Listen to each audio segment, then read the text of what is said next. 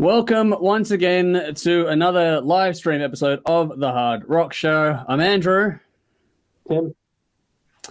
And we're here tonight to go through a lot of things as usual. That includes the latest releases from Ministry, KK's Priest, and an older one from this year in Rav Medic.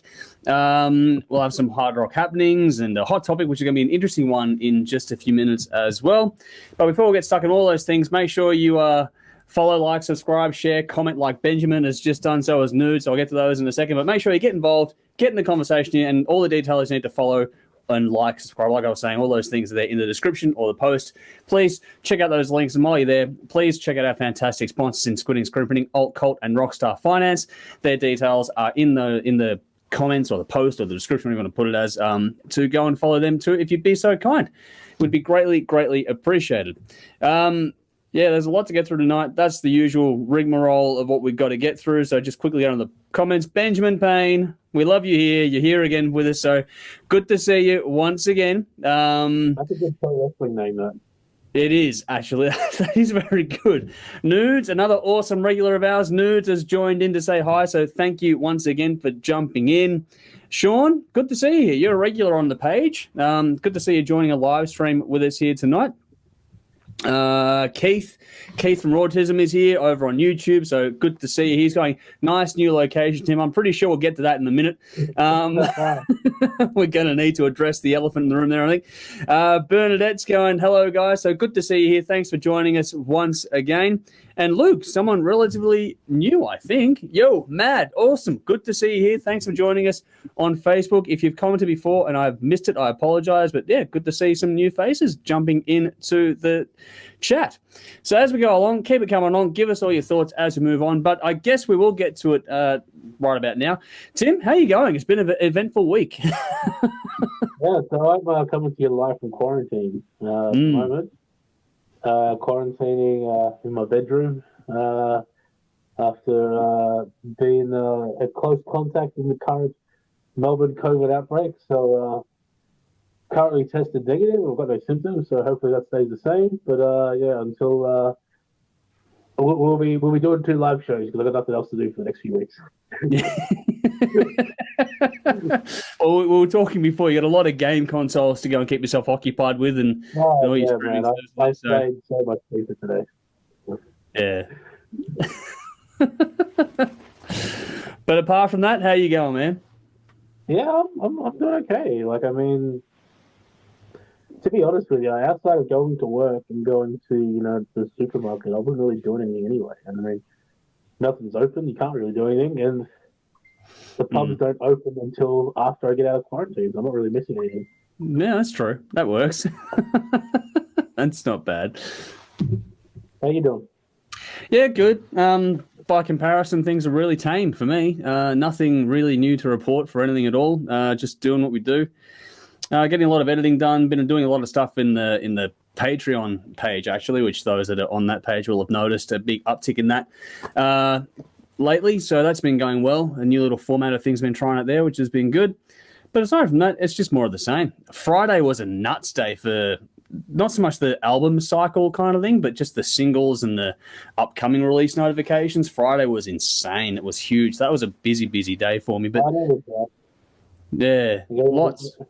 We knew this year was going to be busy. As far as albums go, we had a busy start to the year, but as expected, coming into the new year, to that sort of spring period, yeah, same thing again. Everyone's gone nuts. It has kicked off big time. But yeah, aside from that, it's just all been same old for me. Just working where there are shifts available. That's about it. Nothing much to tell. Just sitting here doing reviews, listening to music, playing with the dogs. Caesar's decided to pass out on the ground beside me, so he's all good. He's not going to chew any power cables tonight, hopefully. If everything goes dark, you'll know what happened. But yeah, everything's good. Nothing to complain about. Back to the comments for a second. Sally, our good friend Sally, has joined in once again. Good to see you here. Thanks for joining us once again. Benjamin says, hell yeah, wouldn't miss the opportunity to hang out with you guys. I'm glad to see you here once again. Our good friend Nikki, we all know and love Nikki. She's here saying, hey, boys. So good to see you here, Nikki. Luke jumped back in saying, been watching for years, but I had no way of contacting. Well, here we are now. This is the best way to get involved with us. So thank you for joining in. And, yeah, here we are. Keith says, bugger, at least you're all right, Tim. So that's the main thing, more importantly. That's the main bit, you know. Nicole over on YouTube again. Hello all. So good to see you here once again. Same with Sammy G Banger on Facebook. She's going, what's going on, guys? We're all here doing it again. Got a few here tonight. Tim can also amuse himself by trying out hairstyles. He's got mad locks that rock. So there you go, Tim. We did play with that last time around, actually, on the last round. They're starting a dreadlock now as well, which is I'm gonna try and backwash it while I'm got nothing else to do now. So you do or don't want the dreadlocks? Oh, I don't know. I may as well try. Yeah, well, that's it. I think dreadlocks. I think dreadlocks are the male equivalent of like cutting bangs. So.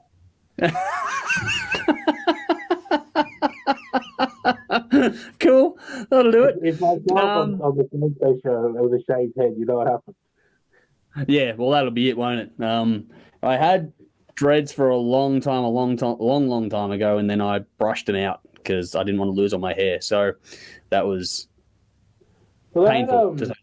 I was considering like what's good, because the only reason I grew my hair is I was supposed to film a film clip, and then the week I was supposed to film a film clip, we went into lockdown, and then of course all the hairdressers closed, so I've got really no option.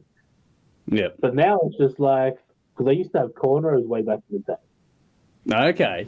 And now it's like, well, I've already grown my hair out. I may as well do something with it. Maybe I'll do that. Yeah.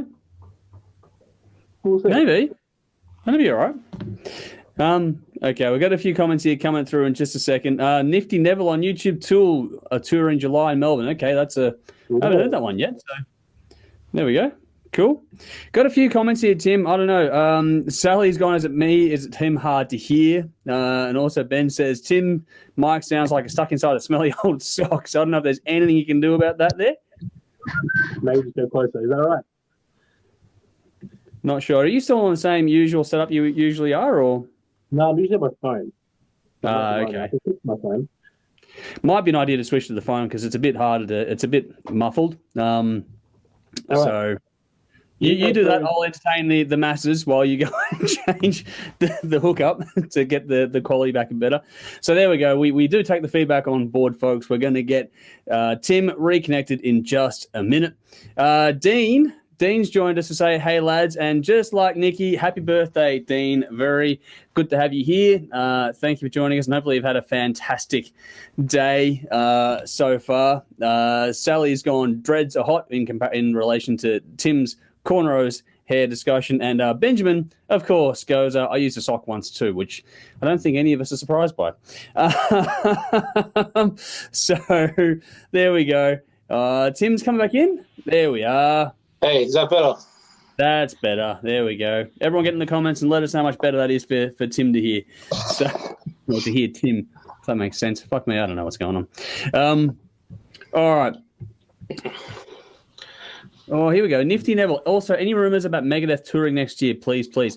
I'm really not sure how convinced I am of touring circles at this stage of the game.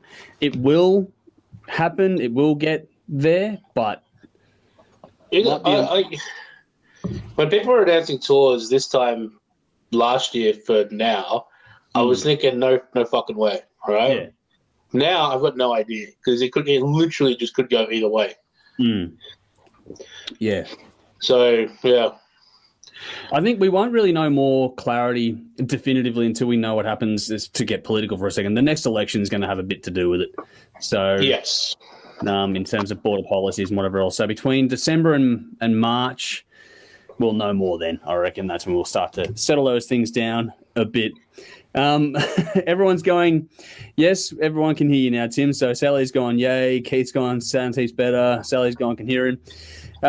Nikki's gone, yes, could see Tim with dreads better than bangs, and yeah, sounds better now. So there we go. And Benjamin also said socks are really handy for all sorts of situations. You'd be surprised. Yeah, you would be surprised. Days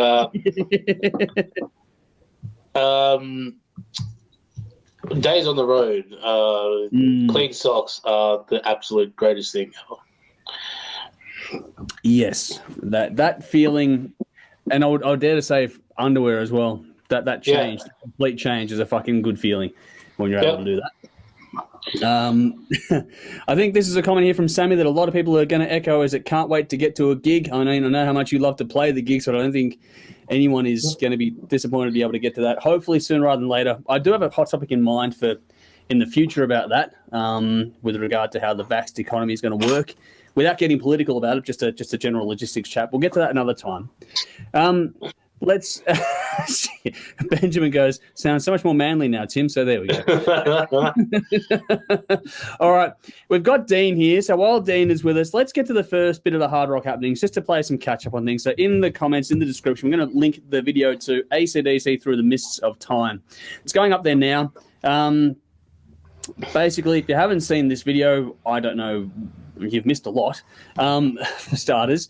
But yeah, I guess basically, what do you think? You've seen the clip, I'm assuming, Tim, by now? Yep. Yeah. I think it's pretty well done. What do you think of it? First of all, it's a good song. It is a very good song.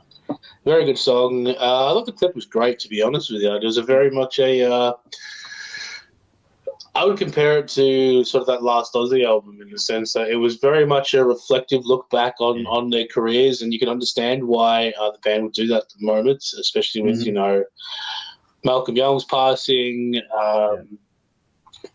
spending some time touring with Axl without Brian Johnson, and of course, you know, bringing plus the whole Phil Rudd situation as well. I can understand why a band like that would take that reflective look back, and I think they've done it very well in the video. It's a bit of an emotional ride, that one, to be honest. When you sit there and watch it, it was very, very well done. And you're right about that band and also Aussie, but I think it's just a general thing. There's a lot of reflecting going on as the years go by now because we're losing more and more of them. So, you know, Lemmy and so many others have gone as well. Earlier this year. Not just that. I mean, a lot of us have lost 2 years of our lives as well. Yeah, that's true too. Yeah. Yep. So I feel a lot of us are doing that kind of a reassessment of what we've been doing and whether or not things need to change. Yeah. And I think that also, that weight of the 2 years plays into people's emotive states as well. So you watch these things and you automatically get more emotional because it hits a bit harder than it would have done in the regular world, I think. Yep. Yeah, for sure. So, but I mean, when you watch it though as well, like I mean, the way that they tell the story of, you know, the way they set it up, going into the museum and then with the paintings and then you bringing up the old pictures, it's actually really fantastically well done. So, full credit to them. Yeah, the closing shot is a beast too. And you know, yep. When you think about it in the context of the song, it's fucking remarkably well done. And just wanted to note before too that we had earlier this year Wolfgang do the clip for Distance in, you know, homage to his old man and stuff. So we're getting a lot of this sort of stuff coming through, which is, I think we're only going to see more of this.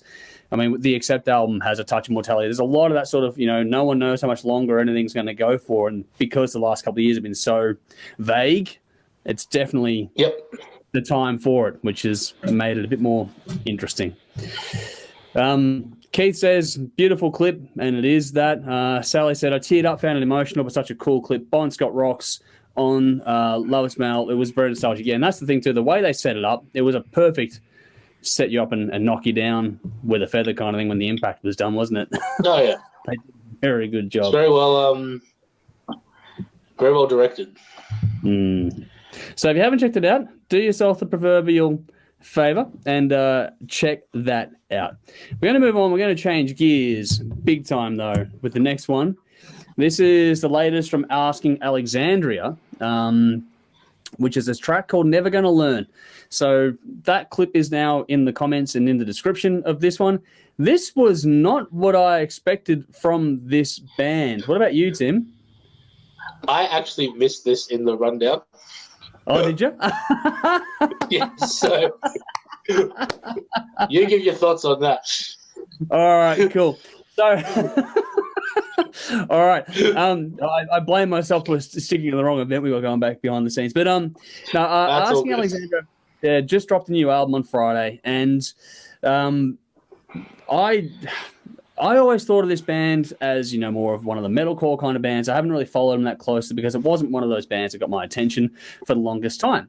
Then they put out this clip, and it's like, okay, I actually really want to go and check out the album because this is a pretty good fucking hard rock song. And it's not anything like what I expected it to be, which was, it's a bit of a weird one because I did you follow the band much at all, Tim, or not really any idea about it? I listened to them a little bit back in the day, the old metalcore days. Yeah. Well, this is a long way removed from that. It's even in the YouTube comments. It's like, these guys are a full blown stadium rock band now, and some people are obviously there for it, and some people aren't because that's what YouTube comment sections are like. But I thought it was actually really cool. It's got a good little hook in it too. The chorus is nice, so I'm actually really curious about that album because, like I said, I've glossed over them before because of the years gone by, and now it's like, oh, hang on, it's a bit like the band changes its sound a bit and opens up a few more doors. I might be one of those doors that gets opened on the back of what I heard there. Yeah. So make of that what you will, folks. Very short. That's punchy. A good thing, really. Yeah, that is a good thing. I've got no problem with that at all. Ben says, imagine how that Red Hot Chili Peppers photo shoot would have been without the socks. Okay. Yeah. Well, you just go back and watch Woodstock 99. This is true. I think if you go back and watch that, Flea is all completely naked. Yes, he was for that one. Not exactly shy, any of those boys actually. But yeah, make of that what you will. But yeah, check out that. I'm busy. Oh, okay. You're getting interrupted there, Tim. But yeah, so just go and check out the Asking Alexandria clip if you want something a bit different from the band. While Nikki's excited now, nude flea, fuck yeah. So there we go. So, Tim's having all sorts of fun, aren't you, at the moment? I know. All right, going to move it along. In the comments now, and it won't be in the description this one, but in the comments, if you can't get to this by going through comments, then just check out the Australian band Desecrated, their Facebook page.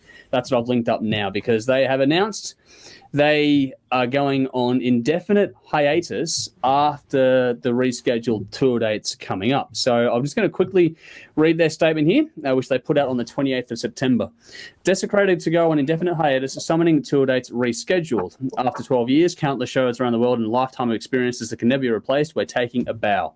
This and next year's announced summoning album shows will be Desecrated's last, so we hope to see you all for a gutful of red steel at a show before we go. Thanks for making a young man's dream become a bunch of adult life stories. We hope you all continue to enjoy the music and tell lies about how big the crowds were at the shows. We sure will. We will elaborate, thank, and celebrate as the tour rolls on. Our socials will stay active to promote summoning and share great times. Our music will remain available and our merch will be sold until gone and only repressed on demand. We'll see you when offers are too high to refuse. So that's it there. The tour is with Desecrated, The Ascended, and Harlot. And the rescheduled dates are January 6 in Albury, January 7 Canberra, January 8 Newcastle, January 9 Sydney, January 14 Gold Coast, January 15 Brisbane, January 2022 Melbourne, February 12 Adelaide, February 18 Ballarat, and February 19 Warrnambool. And that, as they say, will be that. Now, they've just released a kick-ass album that we've all really loved after the first album was a banger as well. This is a really sort of a bit of a blow, isn't it, Tim? This came out of nowhere for me. Yeah. Yep. I thought, especially after the album they just released, which was so incredibly good, and we were sort of commenting at the time. I think this was only their second album. Yeah, that's it. Just how good they were. For how just how good they were and how long they'd been around and how much they were a staple of the live music scene. So I was talking to a friend the other day about them as well. Just when you new local albums to check out. Of course, both of us came up with the Desecrator album, so it's a real shame. Having said that, being in a band is hard.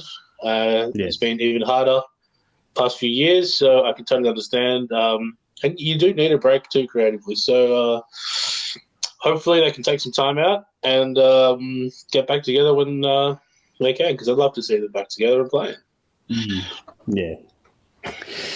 Well, just wanted to give them a shout out. They're fucking really good. They're a great band, great guys. Lots of fun live as well. And it's a shame that they got two really kick-ass albums. I'm glad they've made the statement that the music's going to stay available, because too many bands fold and then just fucking pull the music, which I've never understood the point of that. It costs money. Yeah, I guess. But all right, fair enough. Yeah. Anyway, that's the only reason. I don't know, odd. But the for me, it's just it is that bolt out of the blue one. There's a whole lot, that seems to be happening a bit on and off over the last couple of years. But that one was a big surprise, especially so soon after the album. So, bit of a shock. Make sure you get out to the shows, because for all intents and purposes, it'll be the last time until something happens, but I guarantee it'll probably be the last time, because when these things happen, you never normally get the same old lineup back together again. You usually get some version of it. Yeah.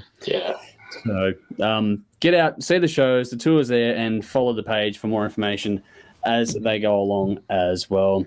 Got some comments back here. So nude ain't better when it came to the flea comment before. So there we go. Nicole said, damn, love Desecrator, Riley rocks. So that's that. Luke said, we'll check that out, which is cool. Benjamin says, Alien Weaponry begin their US tour with Gojira and Knock Loose next week. Fucking go, Alien Weaponry, you fucking beauties. Now that, they're cool. And that album's cool too. Great band, great tour, great bands for them to tour with as well. And exactly. Good. Alien Weaponry are going to kick so much ass. Yes, they are, and they got a long way to go too, which is the really exciting part. They're still kids, so fucking awesome. Oh man, I just want to see the new album live. Yeah, that'd be awesome, wouldn't it? That'd be really because it's gonna plus that's gonna be like one of those beat people up pits. Yeah, it's gonna be fucking cool. It's the perfect music for that. I cannot wait. You get that knee fixed up first, then we'll get you looked after. Trust me, after this quarantine, it'll be fine. It's 2 weeks in bed. Yeah, that's true. Keith says, best of luck to Riley and the boys. Wish you can come and kick some ass on stage in the future. So we are hoping to see them again, but we'll see what happens. Nikki says, have had the pleasure of doing merch for Desecrator. When not on stage, they were always at the stand. Top guys, top musicians, saddened by the haters. Crowds go fucking sick at their gigs. Definitely a standout. And then the comments have gotten nuts because of the spelling mistake that Nikki has in her comment there. So Sally going, suck is going to require different permits, just as entertaining though. So there's one comment there as opposed to sick, not suck. Anyway, and Benjamin to Alan Whippery says they'll be coming to Australia for sure. Fucking cannot wait for that. All right. Also, on another note about local bands, and this one's more of a seeking musicians thing. So there's a little band out of the northern state of Queensland called Snakebite Whiskey that we absolutely adore here, and they have an extremely active fan base. Whenever we do a poll and they're in contention, they always go extremely well. So there's a couple of them at the moment. But they're actually seeking a new lead guitarist. They've just lost another one, which sucks because the album was fantastic and the solos were great too. So just a bit of a shout out for Snakebite Whiskey. Hopefully you find a lead guitarist soon, but if you think you can fit the bill, slide into their DMs, and that is a direct quote from them. Slide into their DMs to hit them up and see what you can do. And if you are good enough, jump on board because they've got a lot of good things coming for sure. It's a shame. Two fantastic albums, and we all love both of them. And good bunch of dudes too. So if you're a guitarist in the Sunshine State, then get a hold of them. Yep, definitely. Hope they get that one sorted out really, really soon. All right, on to a bit of a fun one before we get to a deep topic. A quick one here. Just a quick little recap on the heat that's developed between Machine Gun Kelly and Slipknot. This is... Here we go again, isn't it, Tim? Really? What do you think? Oh, I think it's fantastic. Yeah. I absolutely think it's fantastic. So, whenever there's like a music shit talk thing, the guy that I always get exposed to is, first of all, Gallagher Brothers. Mm-hmm. Just because they're so full of shit, but it's literally, in a lot of ways, it's kept them relevant. That's it. Yep. Because I mean, I think they've released some. Well, their albums get much greater attention just because they're good interviews.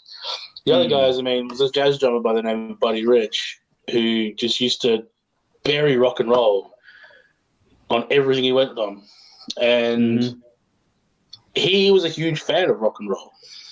Yeah, but it kept him in the news, and he was a professional musician right up until the day he died, and a really, really big name too. And to be honest, I'll tell you a story. So, there's a guy I work with who's he's not a fan of either Machine Gun Kelly or Slipknot. He's a musician. He's like a singer-songwriter kind of type. But as a result of this, he has now listened to both Slipknot and Machine Gun Kelly. Okay. Oh, I guess job's done. Exactly. Yeah. That's what this is all about. This is this is Muhammad Ali, float like a butterfly, sting like a bee, now buy the pay-per-view. Yes, exactly. That's all this is. Is cutting a promo to promote new music. Mm-hmm. And I think it's done masterfully well. So, yeah. I really don't like Machine Gun Kelly. I think his music kind of sucks, but, you know... he picked an easy target with an active fan base to build his name up. So there you go. Yep, and it's definitely worked. I've been amused watching the amount of videos and content that has been milked out of this. The amount of YouTubers that are commenting saying, you know, Machine Gun Kelly won't want to fuck with a Slipknot crowd and all this stuff, and it's like, Jesus Christ, he knows he's playing the heel. It's a very specific, smarmy. He's playing Kenny Omega right now. Yeah, that's it. And the other thing too is that this has stopped everyone going, "What does Corey Taylor think?" Because we all fucking know what he thinks on this one. Exactly. And let's face it, we've all thought, you know, I wonder if Slipknot are going to ever get rid of the mask gimmick. Well, yeah, we've all had that thought at one point. We're like, don't lie. Yeah. I agree. We all know what they look like now anyway, so it's kind of pointless these days. It was a very easy target. Yeah. So I'm much the same as you. It's a very good work. I don't know how much legitimate heat there is between the two of them. I wouldn't really buy into it too much, to be honest. They're all very good at what they do. No. So this is it's just one of those funny little things that it's what's really funny is watching how the communities get so up in arms so quickly, and then, you know, a month from now it'll be forgotten about entirely because I'll have moved on to the next one. But for now, well, Corey's probably said something outlandish else in a month's time, or he's released a new album with some, because he's pretty prolific in his own right.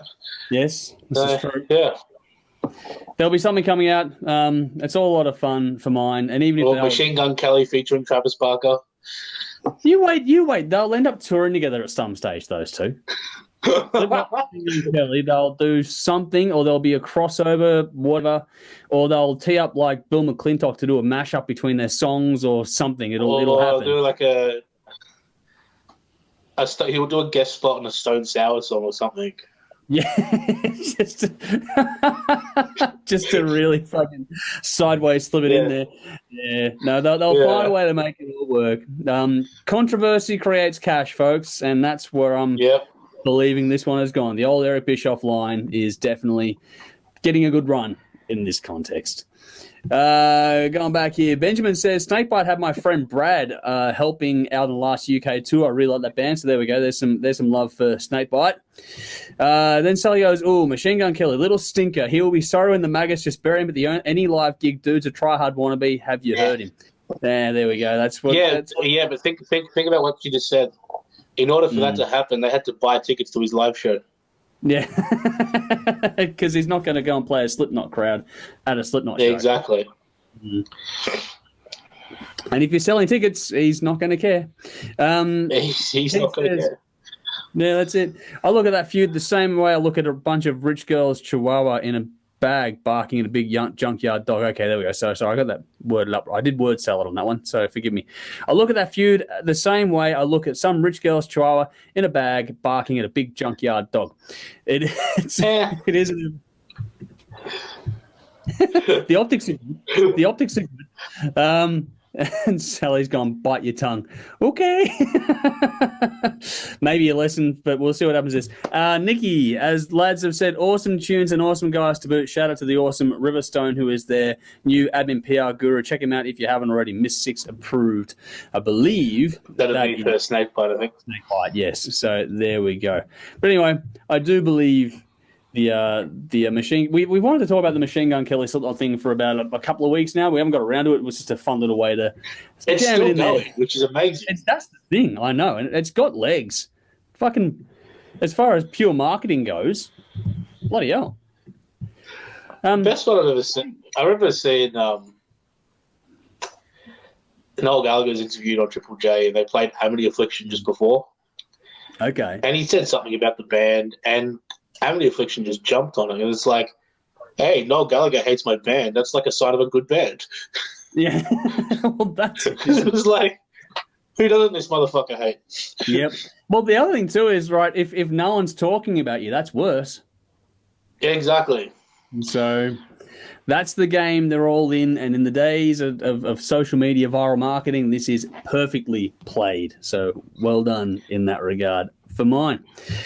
Going to change up now to a bit of a deep one, which is going to be a good one to have you here for, Tim. We're going to do a hot topic tonight. This has actually been brought to our attention by Keith from Rautism. He put this through, and we figured we'd have a chat about this one because it's been something we've been talking about behind the scenes anyway. It's just that someone's actually going to put a video out about it. So there's a video which explains the context of this a bit more. Is the album format dead kind of thing? It's a YouTube link, so check it out in the comments, but it is in the description too if you can't. Check it out now in the comments. So basically, long story short, I forget the guy's name. I should probably hit the link and fucking dig it up. It's SMK Productions or something like that. Yeah, Spectre Sound Studios. That's the dude. That's the one. Yeah, and he's known for his rants and telling everyone their bass player sucks and all that stuff. And he's actually pretty good. I find him really entertaining. Don't cuff the mic. Yeah, I actually like his take on things. I think he's very, very clever and does things a different way. I think it's funny that he's done this one, 13 reasons why the album is a bad idea, and then a week later he does 11 reasons why the album is a good idea. He knows what he's doing in that regard as well, so that's the same as anyone else. But it does pose an interesting conversational point in that, what do we think about the album format or how viable is it moving forward? Now, you and I have spoken about this briefly because you're in two bands that have two very different approaches to this. So how are you sitting at the moment on this, Tim? I see, because I didn't know he released the 11 reasons why releasing an album is a good idea. Yeah, he's done. But it totally makes sense when you watch the full video of why he released it as a bad idea. Yeah. Because a lot of what he's saying is just common sense. Yeah, it's the way. I actually thought this was an excellent video for the record, right? I think it's great too, for that matter. I think it raises because what he's saying is, first of all, it's a lot of money. Mm-hmm. It's a lot of money to put in for a brand new band. So before you release an album, what you got to do is you got to make sure you're making the correct investments, and that is as a band, are you in it for the long haul? Because we've all been in bands or we've all seen bands that we think they sound great, and 6 months later they're broken up. And a lot of us have been in bands where we hated being in the band, and it fucking sucks. It's so much harder than it needs to be. Yep. So that's an excellent piece of advice. The second one is make sure you build your audience and make sure you've got an audience to release something to. Yeah. And the strategy that he puts together is actually very similar to the Orange strategy, which was releasing singles, marketing the fuck out of those, and putting together entertaining videos, and then having like a constant drip stream of releases, and then also striking while the iron is hot, and then releasing something, when you're at your building to a peak, and then releasing something at that point. I actually think what he puts together is actually a very smart clever advice for a young musician starting a band. So I thought it was an excellent video, and just little things I remember listening to a thing probably a decade ago saying, we're all competing for the storage space. So, just when you release an album, you've got to compete with the JB Hi-Fi shelves, and just because your album's on the shelf, doesn't mean, there's 15 Parkway Drive CDs next to it. And a lot of heavy bands, there's a lot of rules in heavy metal, so a lot of bands end up sounding the same, and you got to give people a reason to listen to your band and not that band. And I thought his advice here was very much a modern version of that, is rather than competing for the shelf on JB Hi-Fi, you compete with your phone, competing with your Xbox, competing with your tablets, or whatever it is you've got. So, releasing the single, having an entertaining video, and then slowly drip feeding out after that, if you have the audience for it. If not, then you tweak it and you move on from there. Yeah. So I thought it was excellent. I liked the video. Keith says Glenn Fricker is the name, so thank you for sharing that with us. I've seen a few of his videos. I think he's a smart dude. He's a very switched-on dude. And a big hello to Sumilith as well, because he's just given us the horns there as well. But no, he's a very switched-on dude. I've watched a lot of his stuff over the years. Well, not heaps, but, enough to get a pretty good feel for what he does and who he is. I actually like his content. I think his delivery is good, all that sort of stuff. If you're going to review it, I think he does a great job of what he does in all facets. And he's pretty blunt with it too, which I always find amusing. The context here is important to know, because this is more about if you're a new band. Should you spend all this effort on a new album? If you're Metallica, no, you can do whatever the fuck you want. The album format is just fine for you. But if you're starting out trying to grow a fan base, starting to anything at all, ultimately, then yes, this is a very well thought out 13 pieces of advice that makes sense for why it may not be such a good idea to go launching headfirst into an album when you're starting out. I have said for a while now that the idea here is to treat your body of work more like singles, so you can have your album out, but then still keep releasing songs and videos from it as singles. And that's why I think video content is extremely important now, because I've said to you before in the past that every song on your album should have a video now. That's just the way it has to go. It gives you an excuse to re-promote it, gives you an excuse to do a new different line of merch if you wanted to. All those things play into it. So I think that, the fundamental question here is the album dead? No, I don't think the album's dead. I just think it's on a different level of access now than what it used to be. Anyone can do it, but just because it's one of those... It's just whether or not you should. That's it. And do you get more bang for buck when you're a starting out band in doing singles and videos to EPs, albums later on? Yeah. Look, without naming names, but we've reviewed plenty of albums on here from brand new bands that have gone straight to the full-length album, and then 2 years later or a year later released a second album, and the second album is night and day better than the first one. Yeah. Just because they've learnt their tricks. They've learnt what makes them good. They've learnt learning how to use how to say that, and they've learnt what their audience likes. They've learnt their niche. They've learnt how to play together. Yep. And again, you could have saved a lot of time and effort by scrapping that first album completely. Yeah. I think we're at a time now where you do need to, because attention spans are so small, you are deliberately competing against this in every facet, every day.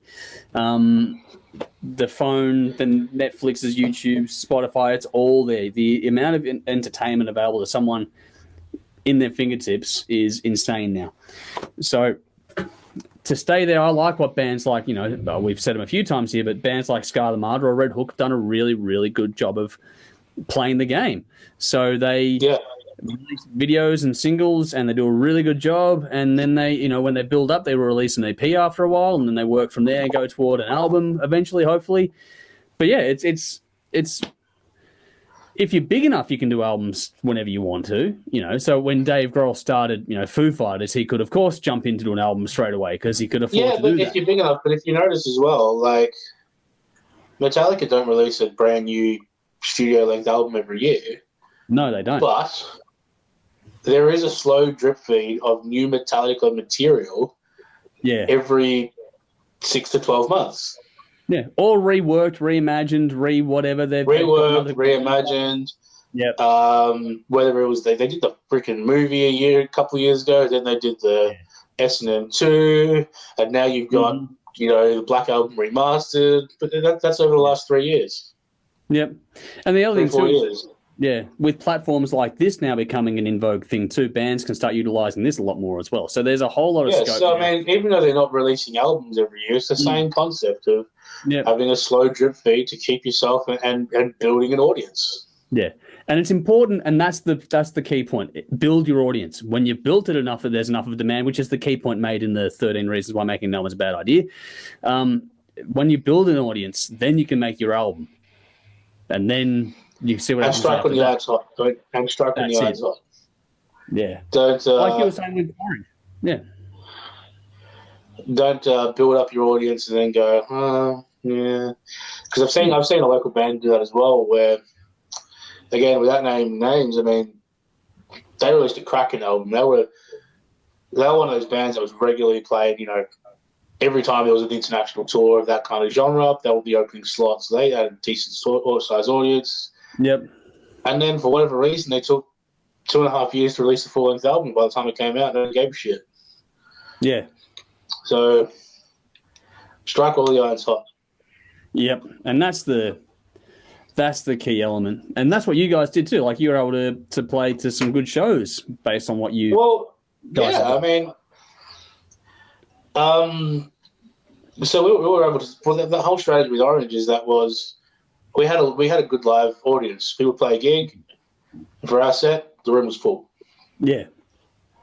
The problem is that doesn't really translate to an album. So part of that was building our online audience, and that part of that was creating entertaining videos.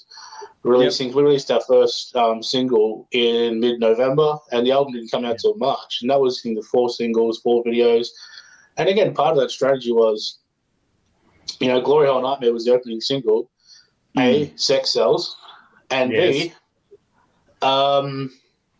we had an idea for the video we wanted to make for that song, and we knew we could make it entertaining. Whereas Queen of Jack, which was the other obvious single, we had no fucking idea. Yeah. And even then, the day we showed up to film the video, we had no fucking idea. We just filmed ourselves fucking around and turned it into a video. And that's the thing too. I think that's the actual key point, in that it is so much easier now to, if you're ever stuck on what to do, a good key piece of advice I picked up donkeys ago: document. Just film whatever you've got going on. Just capture the moment. You can use it later on. You'll find a way. Exactly. Well, the video that I always look to is Before I Forget by Slipknot. Mm. Where there's just shots of the band playing. There's like a party in a house and all that. If you watch it, you get this vibe that there's very little acting going on. Yeah. And for the most part, it's just people fucking around. The other one that's notorious for that, he actually smells like Teen Spirit from Nevermind. Yeah. Oh, not from Nevermind, from Lana. Yeah. Because apparently that was fucking bedlam to shoot. But it comes across in the video. It looks fun. Yeah. So, just fuck around with shit like that, Yeah. Unless you've got a full gimmick, just, be yourself, fuck around, have some fun, just be you, and that's what tends to cut through because people smell bullshit a mile away these days too. So unless you're going to go extremely into the gimmick like Ghost or Slipknot or whatever else, you've got to really, dig into you've got to it. buy into the gimmick. That's it. It does take that element of it as well, people buying into it. Now, they've got some comments on this, which I figured we'd get some comments. So I'll get to those ones just here. So Nikki says, case in point, Taylor Hawkins from Foo Fighters has a side project with Dave Navarro. Checked it out and I liked it, but at the time of following, I was surprised how few likes this new band had. We'll look now, see where it's at, and only knew this from a Foo Fighters post. So that's the thing too, is that even the bigger names struggle to cut through with a new album. Taylor Hawkins and Dave Navarro is an interesting combination. It would be an interesting combination. Luke says, notice that coloured vinyls and limited edition box sets sell very well, and that's another one that does exceptionally well. Sumileth said, joining this conversation a bit late, and I haven't watched the source video, but a few things come to mind. On one hand, I still only buy albums, never singles. On the other hand, I've seen a lot of really interesting bands build an audience exclusively through YouTube and Bandcamp single release. They collect the singles into an album releases later on. Yep. He also said it might have been mentioned, but Spectre Sound Studios follow up 11 Reasons Why. Yeah, we did mention the 11 Reasons Why making albums is a great idea. I haven't checked it out yet, but it is definitely one to check out too. Well, because there are, again, if you've got the audience for it, and you think you can draw even with it, then make an album is a good idea. Yeah. All right. It's just you've got to have all your ducks in a row. That's it. Dean here says albums shouldn't be dead. People still buy albums and physical copies, especially the old generation and even myself. Always buy full albums and physical copies. You need it in your hands. There is always going to be a market for that. The key point here is building that market first. It's pointless. It's a lot of money if no one knows who you are. And this is from doing this for so long now. The amount of bands that I know, and it was funny hearing him talk about it too, is that the amount of bands I know that still have boxes full of CDs that never went anywhere. It's a lot to you know. But I mean, even with the Arcane Saints album, like, most of the budget is going into a video, and making an entertaining video. Yeah, because that's your gateway. Which is what it is. Sally says duality, just chaos. People like it. Well, our tribe does. Off the cuff is a very cool approach, and that's what we do here ourselves. Is why we just sort of go with it organically. Jeff, our good friend Jeff. Hi, lads. Hope everyone's going great. We're here. Good to see you here. Good to have you back again. Now, this is where it gets interesting, because Keith has replied to Sumile saying that's the question that bugs me after the video. How do most people listen to music nowadays? I personally listen to LP via Spotify while I'm driving, but I'm only one guy. Here's the thing about this, is that it's not about albums being dead per se. Albums have a place, definitely, in the world of music as far as I'm concerned. I think, Tim, you would agree with that. Otherwise, you wouldn't have done two of them relatively recently. The case in point here is that it's more about bands starting out. And when it comes to how people check out music, it's mostly to do with things like Spotify playlists, YouTube hits, and now, believe it or not, TikTok is becoming a big player in the space as well. TikTok is generating careers out of music that never had a shot before. Man, but I remember ages ago that fucking Fleetwood Mac video, that guy drinking the cranberry juice on the skateboard. Mm-hmm. With that Fleetwood Mac song, and that song is still in the charts today. Mm-hmm. Stemming from that one video, and then Mick Fleetwood did a copy of it, and then so and so did a thing of it, and then there was XL remixes, all generated from freaking TikTok. Yep, it's a different world now. People's attention spans are short. The album is definitely viable and present in today's world. The trick is getting to a point where it's actually viable for you to make it and do it in such a way that you can repeat the process and not burn out on the one album. Yeah, is my take on that. And that's where it comes down to being smart with things. We all love albums. I love listening to albums. We all bang on about album craft and all that sort of stuff. And we're going to do that in a second with 3 reviews tonight. But the point here is about, go on. And making an album that start to finish that you're proud of is a good feeling. Yeah. And there is a little bit of ego stroking going on there as well, but it's just sizing that up versus, how worth it is it. And the key is to getting to that point where it is worth it, just at least a little bit. Yeah. It's just about building your audience. This is how you build your audience to get to the point where an album is viable as a product. It's not about if you because the amount of times that I've spoken to bands, I would honestly, from me doing this, I'm a huge fan of albums, but I would rather see younger bands or newer bands go down doing mini EPs or singles routes with videos than doing full-blown albums. There's many albums from local bands we've heard where it's just like, it should have been 2 EPs. Yeah. Because there's a style to it. Because there's a style to it as well. Like an EP has that kind of sampler feel to it. Yeah. Whereas with an album, you do need that, quote unquote album craft to make it flow from start to finish. Mm-hmm. And when you're just starting out, unless you strike gold immediately, which if you do, if you need a drummer, tell me. Yeah. But it's hard, man. Yeah.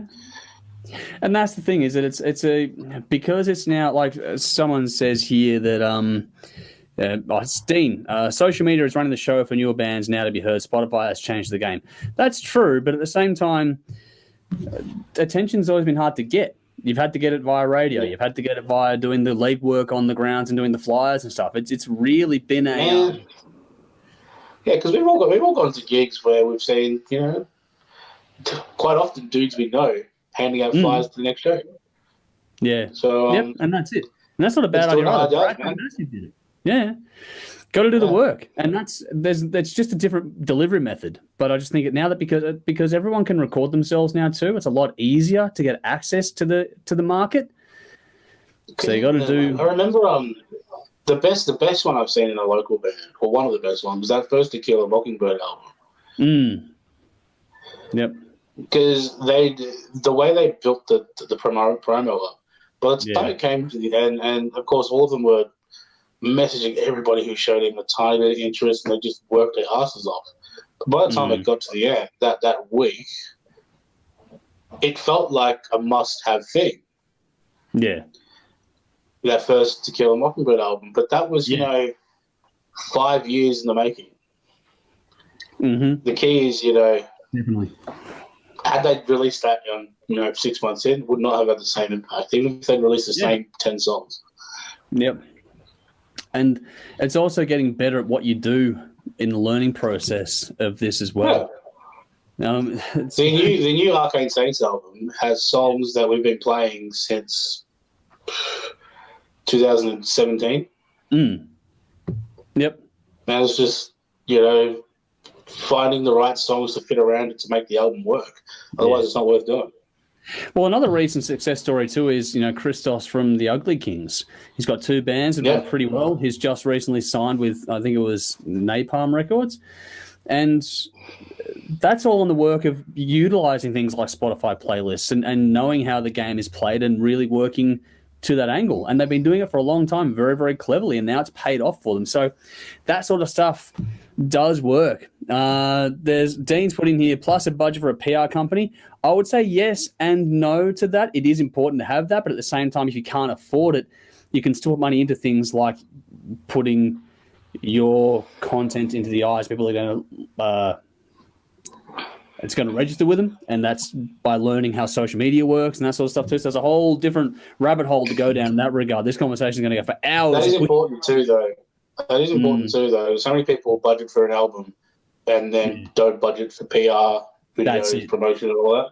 Yeah, that is part of the equation as well, and it's also part of the equation why, you know, doing an album is a big investment that you've got to get right. Yeah. It's not just the album. It's everything that goes into it before and after the recording is done, which is a huge thing. And the trouble is with these conversations too, it always gets, you know, this is a relevant comment. I think one of the things that most tragic things about the way people digest music today is the ease in which it is gotten. Back in the day, you had when your band released a new album, it was getting it was an event, and that used to be the case. It still is, I think, if it's done right, and it's just harder to get that attention. He's right, though, in the sense, though, because do you remember, and we've all done this, is you'd buy an album and it wasn't so great, but you'd still listen to it heaps just to justify your investment. Yeah, that's true. Yeah, I've done that before. We've all like that changes now. Like, but now, like, unless we're reviewing the album, halfway through, you're fucking doing something else. Yeah. Yep. And sometimes when you're reviewing it, sometimes I just don't hold you well enough. Yeah, as I said, the last show we did, it took me 2 hours to get through one album. Yeah, that's it. It can happen. It can happen. This is a long conversation, obviously. Trevor has jumped in on Facebook to say Numa. I'm assuming that's a reference to Tool there, so there we go. Sumila Thought says, your recent top 10 questions had me thinking about how differently I find music now. I used to find new bands through Metal Mayhem and Realm of Chaos, but now it's just YouTube and THRS, I guess. And that's the thing, too, is that even for us, we think about it in the context of we think about what we're doing and how we provide what we do to, you know, the audience, to the bands and all sorts of stuff. We do this because we love it, we have fun with it, and I think that shows, and that's why people tune into us. But the flip side is too that we morphed into this process we do here because we understand the market has moved. You know, the TV does what it does, and this is now where things are going in the future and stuff too. So you got to adapt and change. Yeah, you can do, like, we still do the TV shows. This is the old argument. You can do both. It's not an either or equation here. It's just that you got to make it work to the best of it's your funny option. though. Yeah. Because I still listen to bands that I found on Headbangers Ball, and Channel V used to do that 1 hour of heavy metal a week. And I still listen to bands that I found on those two. Mm-hmm. But nowadays, like, if I didn't have if before I was on the show, I found bands through the show. Yeah. And either that or it was YouTube gigs I went to, and there was some other band supporting that I liked, and Spotify. Yeah. I've been lucky in that doing this has allowed me to know how to find music, and I also get plenty sent in, so it's not like it's a hard thing for me to go and find new music either. I think what helps us is we put a focus on new music. We always try to find something to talk about and share about. And maybe it doesn't go so well some weeks, but that's because we're trying to explore as opposed to go with what we know is going to be awesome kind of a thing. So that's part of the fun for us. And I think it's easy for us to hear and say, yeah, we always find new music, but I do appreciate the difficulty of others doing that, because maybe we should do something on that one day. Do a little how to find new music. I don't know, but yeah, we'll have to work out a way to. Well, just ask people, how do they find new music?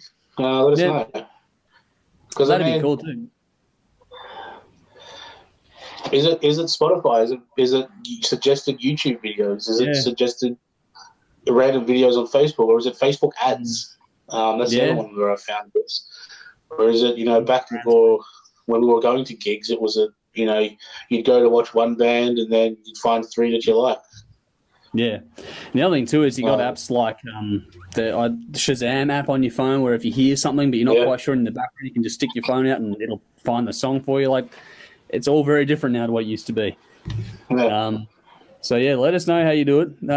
Nikki's gone. I used to be mates with a band called The Greats. Love them. Their song got picked up for, I think, a Just Jeans commercial, which at the time was fucking awesome. The Greats. Yeah.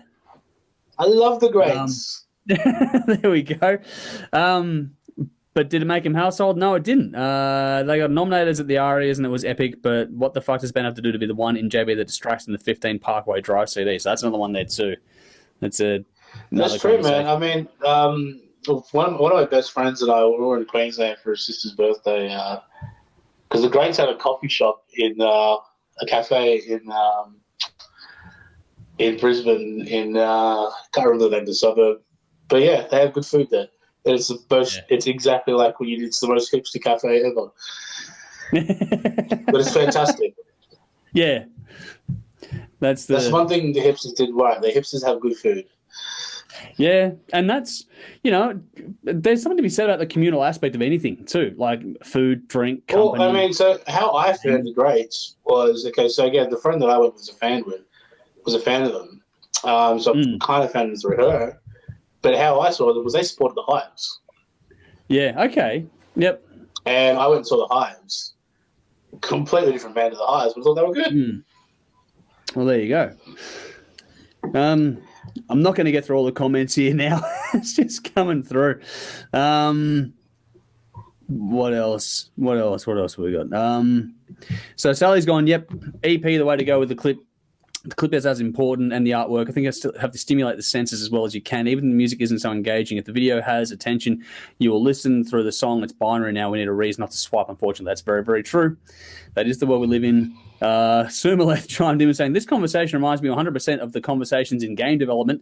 So I'd have to ask my brother about that because he works in the gaming industry. But yeah. But there's no difference to... That's true, man. It's true. I mean, because video games, started out as this fun thing for everybody, and then you turn because now you've got these two video game worlds where you've got open world games with these massive, expansive gameplay, and in like endless possibilities to go through. And the game, like I think like Red Dead Redemption 2 took you like 3 weeks to get through if you did everything start to finish. Whereas then there's the other conversation, which is like phone games that are just Candy Crush. Yeah. And again, it's not an either or market. It's a both. They both do just fine. Yeah, they both exist. Yeah.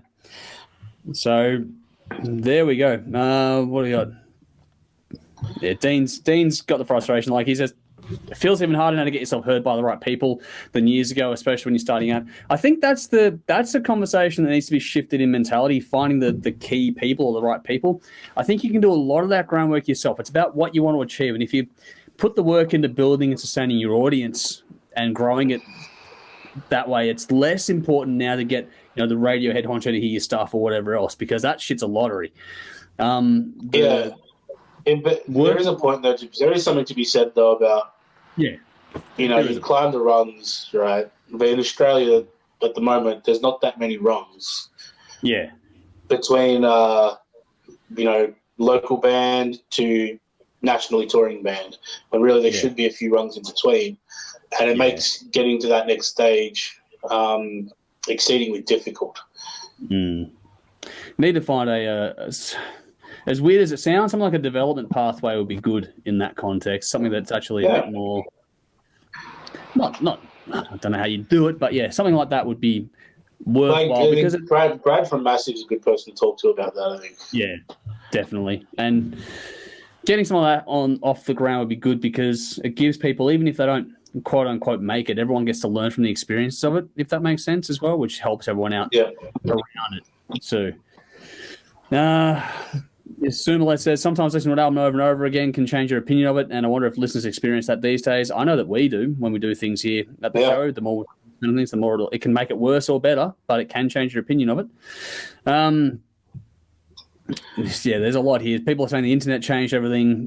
People say Dean says he finds new music from us for over 9 years, and word of mouth, that's about it for me too, which is appreciated. I'm glad people are finding stuff through us. This is internet has changed everything. The age of digital has changed the music world forever. You could argue both good and bad. A lot of music has lost its value because it's so easily had. That's true, but at the same time, we're all able to experience a lot more too, which is the flip side of just the artist. Yeah, one of the arguments. Like you said, it's good and bad. Yeah, which is there. It is. Sally has subscribed to Napalm Records. Got a lot of their new stuff all the time. And Nikki says, I found the greats from doing the merch at the Tote. Patience and I got chatting, and it went from there. Seriously, great band. So there you go. Patience is fantastic. Yeah, don't know. So I'll have to take you guys' word for it on that regard. But we'll wrap that up there. This is a conversation that we'll circle back to. I'm sure it's one of those ones that's never going to go away anytime soon, because no one has. It's never going to end. Yeah, it's a round and round conversation. Yeah, I believe it is, for the record. I just think that you have to round this out. I think you and I both agree that albums are definitely worth it, definitely got a place for it. Just be smart about how you get to the point where you actually make it a viable release. Take your time to get there. Don't just go straight at it. I think that's a very viable and important conversation to have. And the other side of that coin too is, be on the same page in the band. Definitely be on the same page, because that's going to fuck shit up fast. If you part of having your ducks in the line lined up is making sure that you want to go into business together with the group that you're in. Yeah. Can you trust these people with $1,000? That investment's worth thousands of dollars. Yeah, and money. I don't care how good of friends you are. Money changes shit. It does. Oh yeah. That's what I mean. So yeah. Yep. And here we go. Keith's gone, man, I created a monster. Well, this was your idea to chat about tonight. So he's gone, Jeff's gone. Hey, look, it's an interesting conversation, man. And it's something that, but it's also an important thing to talk about, because I think sometimes we all want to be a bit headstrong and just dive into things. But I think a little bit of pragmatism can save you a big headache later on. Yeah. And it's one of those things where the argument is that if you've got more in the tank, it's easy to keep going. If you empty your load out, it's hard to go back to the well again. So you got to keep the well, not empty it completely. You got to get it, sort of replenish itself a bit. Yeah. It's a weird way of looking at things, but you got to keep that well going. If you don't, if you burn out, the amount of bands I've seen come and go, the amount of other broadcasters, TV shows, vlogs and shit that I've seen come and go in the 10 years I've been doing this for. It's insane. Well, I'll tell you a story, right? So Arcane Saints have been talking about doing an album basically since I joined, which was 2016. Now, originally, Mike and I were arguing about what was going to be the first single, the album, which was either The City or Something Real. Okay, yep. And both have been released as singles already. Yeah. Yep. And The City is a reworking of a song that was called Dirty Creature. Because it just wasn't working, been completely rewritten, and that's how Black Limousine came out, because that was the second single. Okay. Yep. But the reason why I get to this story is because the reason why we release those songs as singles is because you need to have a constant drip feed in order to keep yourself relevant. Mm-hmm. So we sat down, and it's just like, as much as we'd love to release an album, as much as these songs would be great as lead singles for albums, they're also ready to go now, and the album is a long way off. And we need something to do, so let's just go do it. There's no shame in releasing a single, releasing a cool video, and going for it. Because, we got great traction with both of them. Yep. And, I'm happy with how the album's turned out anyway, which will be out soon-ish. Yeah. But you got a video teaser coming soon, so that's all right. That's up and about. I think the other point, too, on that front that's worth touching on that we haven't even got to yet, but I won't go long on it, just very, very quickly, that having something out, having something done is more important than waiting for the perfect fucking infinite detail to be done. Just no one's going to notice it the way you do as an artist. No one ever does. Not many people sit there and listen to an album the way I do with production. You know what I mean? Like, this dude makes a good point in this video, is that, try doing it live and seeing what happens. Yeah. And it makes a point. Well, I think I would say make sure you got the right band for it. That's what Orange did. Yeah. For the most part. Orange's album is mostly live tracking with overdubs. Yeah. And it shows, though, because you get the feel of it. There's not very many retakes. There's not very many, but they're willing. And the Arcane Saints album is, all right, let's run through it a few times. Yeah. Cool. What do we think about this bass drum here? Should we change the bass drum there? Okay. Yeah. Let's run through that a few times. Let's try to get the perfect take, and then that's where different ways. Yeah. There's different ways to do things. There are. I just think that, especially when you're starting out, like, it's important to keep things moving, as opposed to, because there's a story in there about the band that held an album for 2 years because they didn't have the fucking right insert art. It's like, for fuck's sake, of all the dumb reasons to hold an album, that's just silly. So having something out, and even if you don't want to call it your actual finished product, you can call it a demo, put it on Spotify. No one's going to give a fuck. You know what I mean? Like, that is an option these days. You don't have to have the perfect polished product, because you got, like, even the Metallica Black album things, and the Sex Pistols had a release last month, or whatever it was, that it's a whole bunch of demos and outtakes and things like that. People go, okay, this is all cool. You love bootlegs and shit like that too. I love bootlegs, so I'll listen to that all day long. And it keeps things going. So long as you go, okay, to the audience, this is not the album, this is just something that's, here, check it out. Whatever, and that takes all the weight of expectation off of everyone, and you never know. You just never know. Like, I still find one of the funniest stories of all time is that, Beach Boys have the hit song Barbara Ann, but that was the B side of the single. Like, you just never know what's going to happen. You just never ever know what's going to happen. So there we go. Here we go. Nicole's gone, I miss the old days of demos. Nothing wrong with that. Nothing wrong with putting out demo songs, especially if it's a song that's already on an album. So if you were to go back to, let's say, Arcane Saints, on the Turning the Tide, if there's an old demo kicking around of the song that was before it got to that point where it's on the album, you could always release that as a thing to do it. You know what I mean? I can guarantee you there is.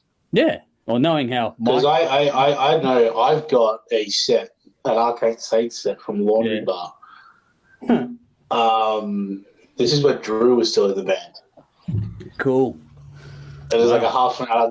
It's just a Zoom recording from the back. Yeah. From the back in front of the sound. I'd love to release it one day. Yeah. But those are the things. Because there's tracks on there that have been played live a bunch, but just don't fit the album. So we just as well. So I'd love to do it. And that too, like with bands, like get someone to put a phone up the back of the stage and get someone to get a little the Zoom, whatever, to track the room. And just get a room thing, just stick it up as a shot, some audio. Yeah, look, bang, put it on YouTube. I understand you don't want to release the phone microphone, but if someone's got a $200 Zoom microphone, you can see the back, perfectly acceptable release. Yeah, just as a live complete. Yeah, and that's the thing too, is it setting the expectation is important in that regard. If you set the expectation, don't claim you're releasing, live after death. Yeah, exactly. That's not happening. If that's the key, is honesty in that regard. Be upfront with it all there too. Dean says my band did our EP live on the floor in 2 days. That's what we did, and it worked for us. And that's and it sounds fucking awesome. Yeah, exactly. So well done. And Nikki's gone here, having had the privilege of seeing Orange record some tracks, not many redos because you all nailed it the first time. It was insane, but importantly translates live. I bought CDs of bands. That's it. Nikki was... yeah, she was. Nikki was there. We were tracking basically the last half of the album, the second session. Yep. So there you go. Dropping some guest vocals. So. Yes, she did do that. And I've got to still do that video for you guys too, so I will get onto that for a particular song starring our own Nikki. That's I've got all the ideas in my head for that one, so that'll be a thing that I'll have to do at some point. All right, let's move on. We've got a few reviews to get through before we get out of here tonight, and we're going to be here for a little bit longer yet, so let's move on to them. This will be a conversation we come back to again, I am sure. So get ready for round 25 of this conversation later on. It will happen again, I'm sure. But anyway, let's get on to our first review of the night. And the reference track is the Battle, and the band is Rav Medic. So artist Rav Medic, track The Battle. That's the reference track that we're giving you for this one. It's in the comments, it's in the post, but just in case, that's a reference track video you want to check out. So we're going to talk about, this is our first review. This is our local one for this week. This is Rav Medic with The Battle to Survive Yourself. 12 tracks, 43 minutes, a debut album from a new project built by Mark Belbeth, who is most known for work in Bella Sierra.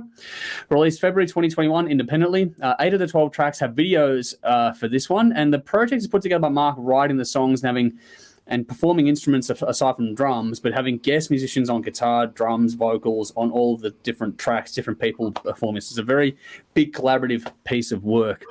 The vocalists supplied their own lyrics, and I figured we go back to this one at this point in time because this was released, like I said, back in February, but Mark or Rav Medic have recently signed with Chloe Trujillo to Golden Robot Records, and they dropped a new single, which I thought was pretty cool. And so, yeah, I figured we go back and revisit this one now. We haven't given this one the time yet. So, Tim, this is a different release. How'd you go?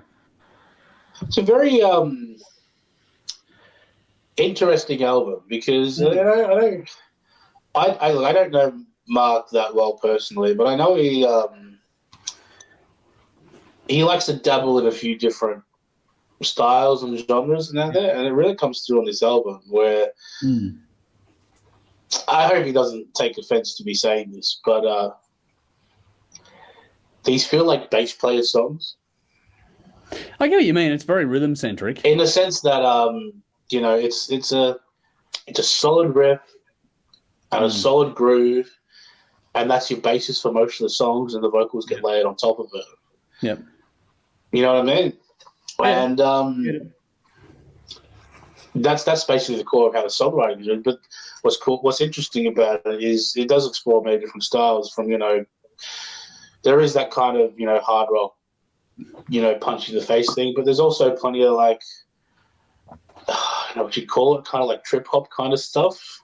Yeah, there's some interesting turns on this one. And that kind of a modern, almost like if almost kind of rappy, but not really rappy kind of thing. Yeah. That a lot of you see like the cool kids do, for lack of a better word. But it makes it a very interesting listen. And I mean, when I was listening to it, I was debating with myself whether or not, because it does have that kind of sampler feel to it, whether or not this would have been better served as a couple of EPs or a full-length album. And I'm still not entirely sure as to which line I sit on because, on one hand, listening to it from start to finish, I think, the EP thing makes sense.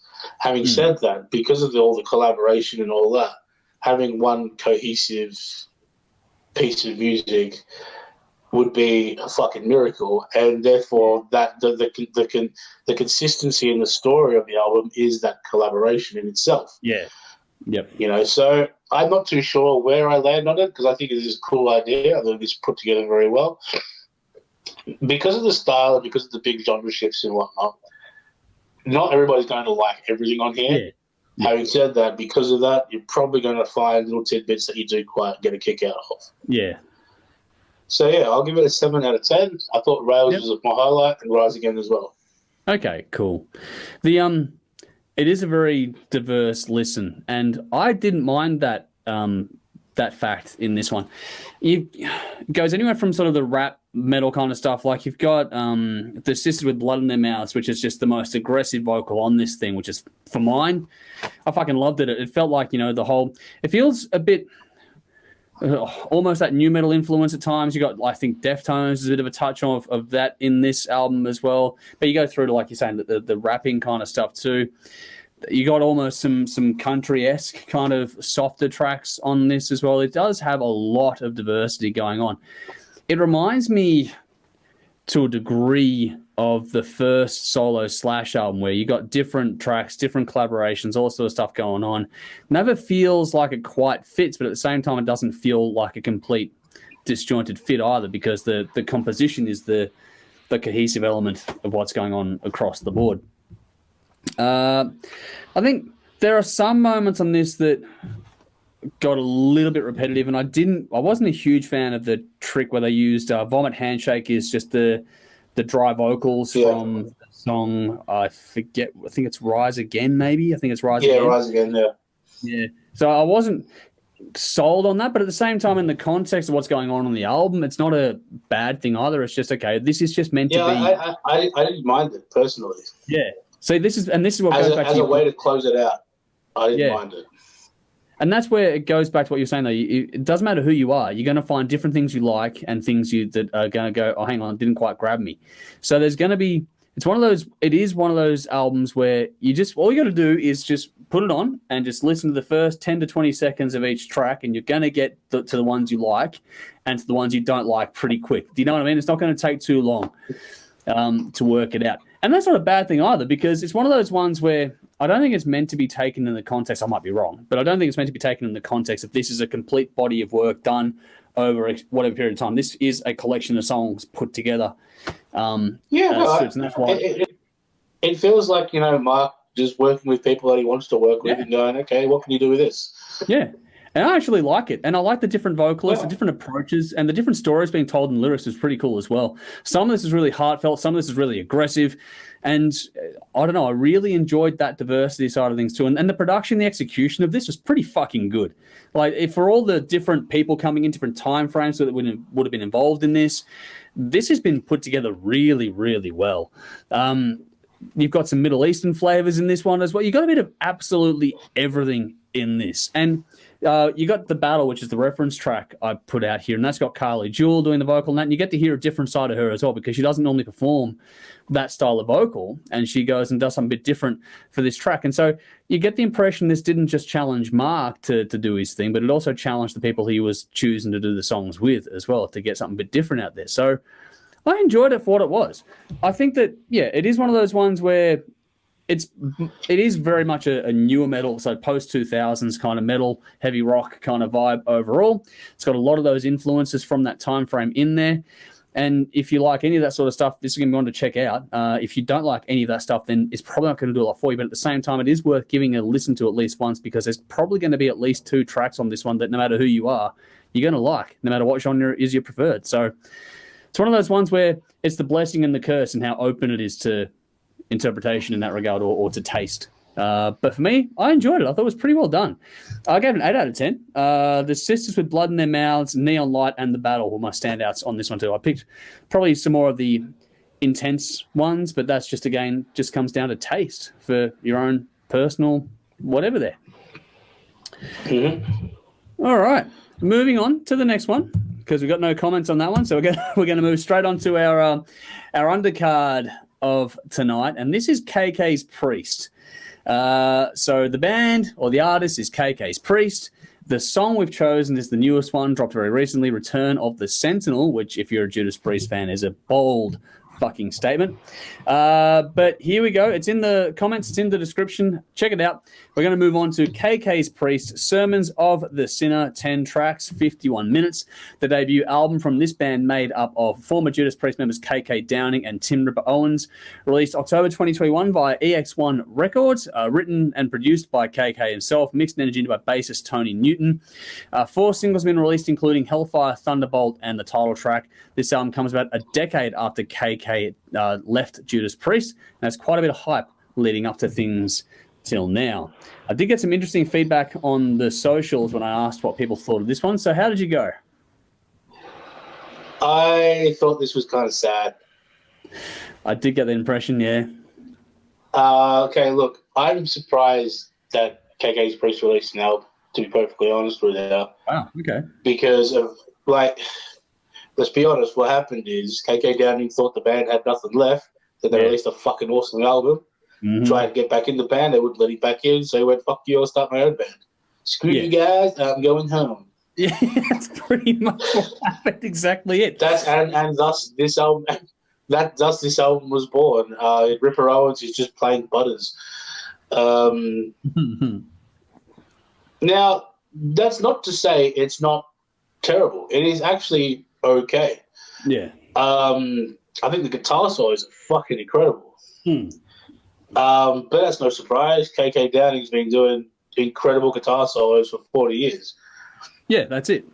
The thing is, like, I just don't think the songs are there. They're, like, I've heard these songs before, and compared to both newer Priest albums and classic Priest albums, I just think these are a bit predictable, run-of-the-mill heavy metal songs that they, like, I've got no... I think I can... Some of these songs are okay, but, I mean, I've got no reason to listen to this past today when I could just put on Painkiller and enjoy it much more. Yeah. Which is a bit of a shame. I think this was a misguided release as much as... because, I mean, especially when the band's called KK's Priest, I mean, you're only going to get compared to Judas Priest, and it's just not there. So, yeah, I'll give it a 6 because it's not bad, but look, and I mean, if you like old school heavy metal, listen to it because, like I said, it's not bad. There's tracks on there you'll like, but I mean, it's not better than anything Judas Priest released recently or classically. Yeah, Sermons of the Sinner was my highlight as well. Okay, cool. Yeah, I've got some comments. I'll get to those in a second, which is summing up what I found it really funny doing research on this because I listened to it before I made my notes about, my normal preamble at the start. And when I was doing that, because I go and try and dig up who produced and all that sort of stuff, you always run into, reviews from XYZ people doing this and that. And there are so many people just praising this album, the Judas Priest album, the bonus album you didn't know you needed. And it's like, it's nowhere near that good. Did they listen to it?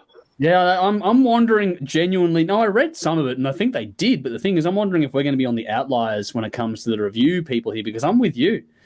It's okay, but not really more than okay. You got some good moments on this one, though. So the high spots on this one are pretty cool. But the flip side is that the high spots put me in mind of other things. Doesn't make it jump out to me as being definitively KK Downing. And that's a bit harsh, maybe because he's been doing Judas Priest for 40 years. And so, you're going to be somewhat influenced by what you've been doing.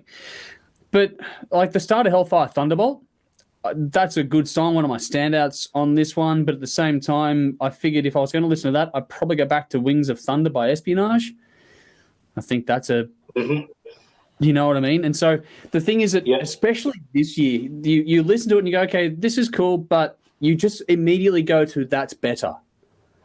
And you can find reference points that make you go, okay, this is better than this. And it's subjective, it's music, I know, but at the same time, the thing is that you said the point there too. If you're gonna, and people are saying in the comments as I go through this one, naming it KK's Priest is just setting you up for a fall.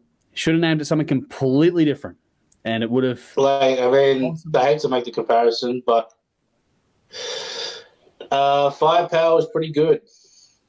Well, if you look at how many years later, I still listen to it. And that's the most recent Priest release. When you call it KK's Priest, it's going to instantly get compared to that. Yeah, exactly. It's just not. Yeah. It doesn't do you any favors at the very least. I'll put it that way. Yeah. All the performances are good. The solos are stunning, like you were saying. Some good drumming on this. The thing pounds, and it's got all. But where it falls down for me is someone else has said it here. The lyrics, tacky. This goes into Manowar territory. Ripper's performance itself is okay. Yeah, Ripper's performance is good. He's a very good vocalist. It's It's just what he's being asked to do is just be a clone of somebody he's not. Yeah, and that's like the one song I liked on this one. Where was it? It was toward the end of the album. I made a note here for it. Sorry, give me a second here. Wild and Free, or in the last couple of tracks there, you actually get Ripper's lower register a bit on it. Yeah, Wild and Free. That was cool. Like, you actually didn't hear him trying to get it from the back of his throat. You just heard him actually, he still has a rasp and an edge and all this, the grunt you want, but he actually just went down a bit and just sat in a pocket that was a lot more comfortable, and he fucking smoked it for mine. And when he went to that point, the first epic track on this one was a bit sort of like, yeah, just because you can do an 8-minute song doesn't mean you need to do an 8-minute song. But that being said, the Return of the Sentinel, which is ballsy because that is meant to be the sequel to the Sentinel, which is like, what the fuck? I don't think it's quite as good as it needs to be to hold that moniker, but at the same time, it is a very good song. That 9-minute epic it's a tale of two sides of the coin on this album. You got one epic that's just, no, this is way, it should have been trimmed by a lot, and the other one that closes the album and is actually really fucking good, and they needed to nail that song as well.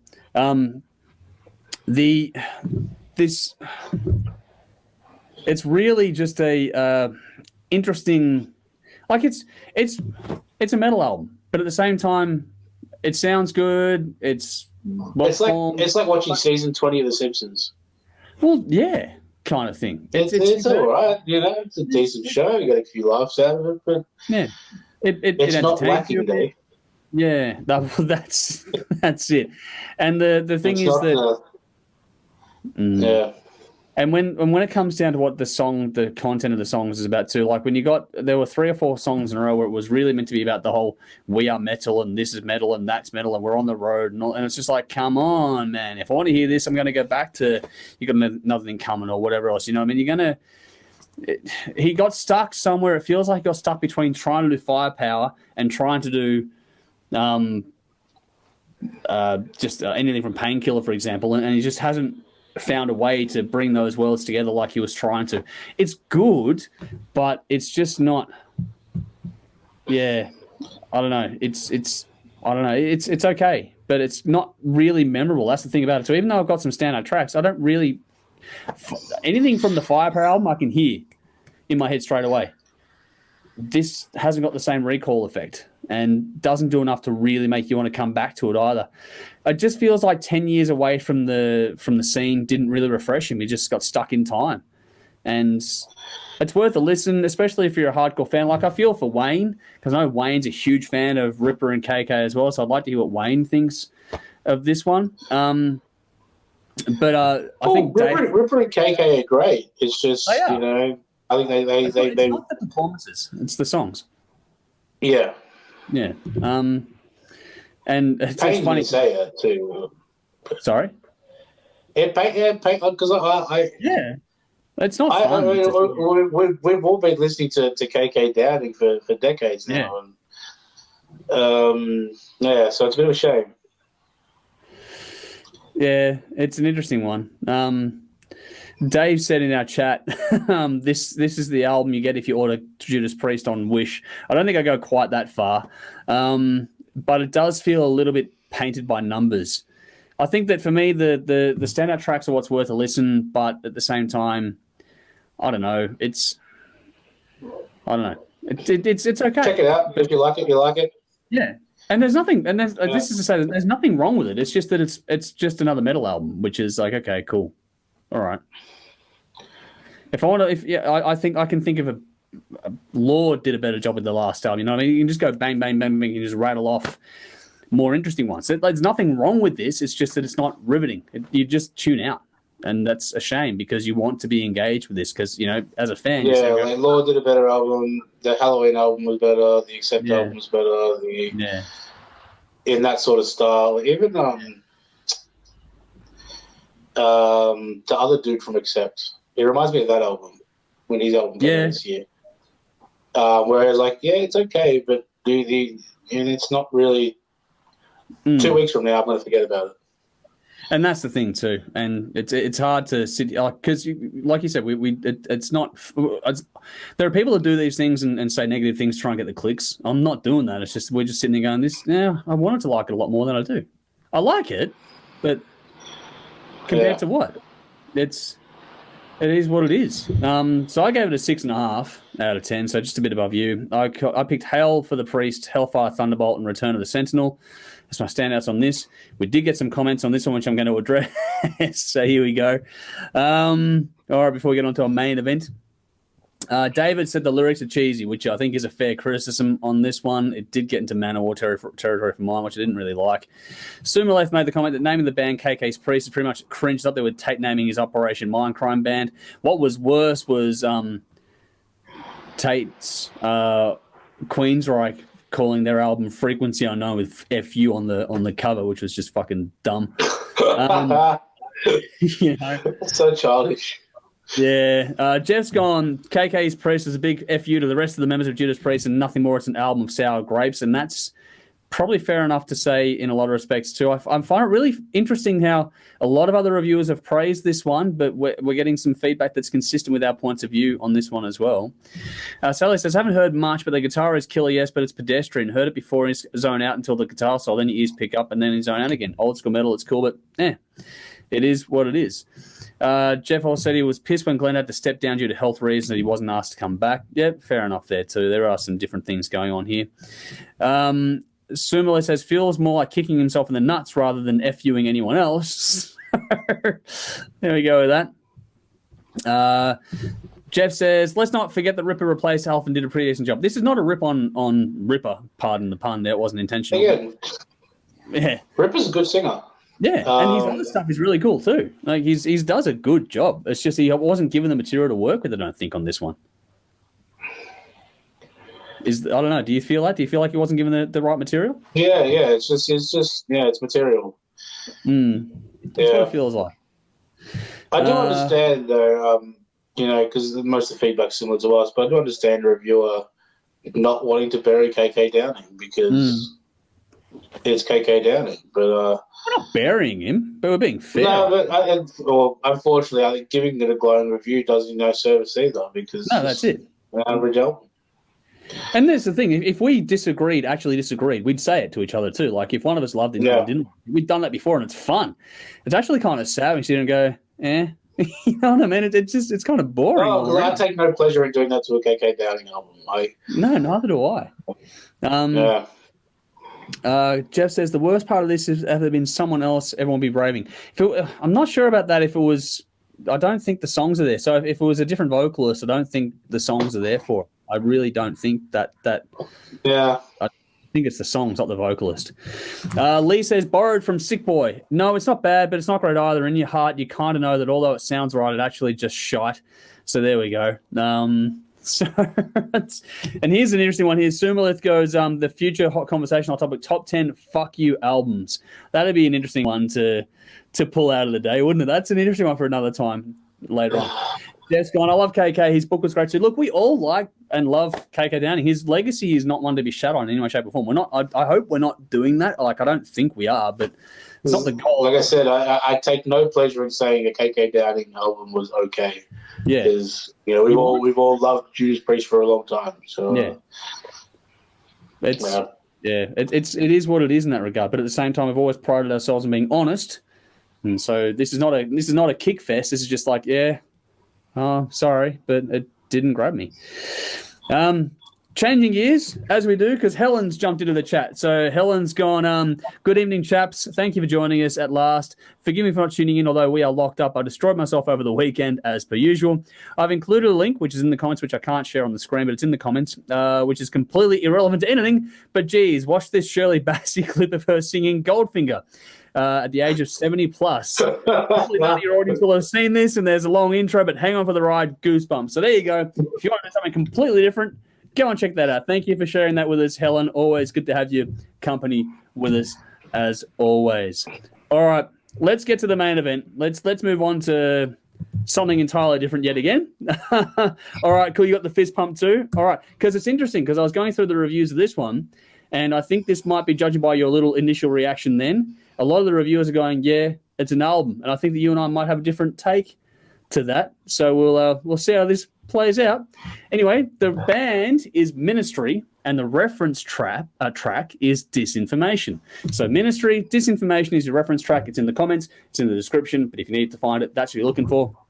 So let's get on to a main event of the evening. This is Ministry with Moral Hygiene. 10 tracks, 47 minutes, the 15th studio album. The American band released October 2021 via Nuclear Blast. Produced by Al Jorgensen and Michael Rosen. 3 singles have been released, including Alert Level and Good Trouble. This album was in the works about 3 years. It's the first to have a cover since 2012's Relapse. It's also the band's first with Paul Diamore on bass and has guest appearances from Arabian Prince, Jello Biafra, Billy Morrison, and David Ellefson as well on this one. So how'd you go with it? Was the fist pump everything I'm thinking it is? Oh, Uncle Al. I love Uncle Al. I remember when Ministry played Soundwave a few years back, and I was there with a couple of friends who were more of the Area 7 crowd, and there was nobody else playing at the time, and we were just like, I'm going to watch Ministry. They come. Yep. And they were just looking around like, what the fuck is this?